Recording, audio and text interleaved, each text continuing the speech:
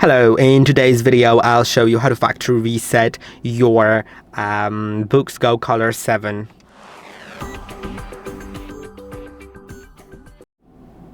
Okay, so let's go to the settings here.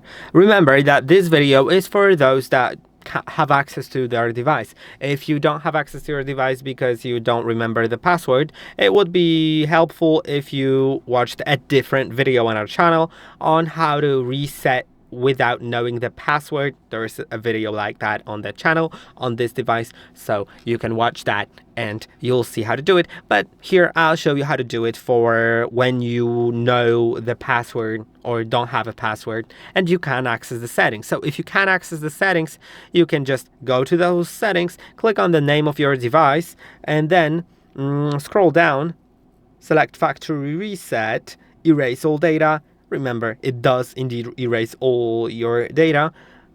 Click on that again, and now the device will restart. It will take approximately 4 minutes, so I'll just get back to when it's done. And this is the screen that you see after it's reset. It's asking you to select the language, click on next, then select the date and time, go further. You can adjust auto sleep and auto power off settings. You can adjust some gestures.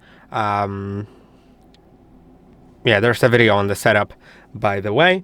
And you can also connect a stylus if you have one.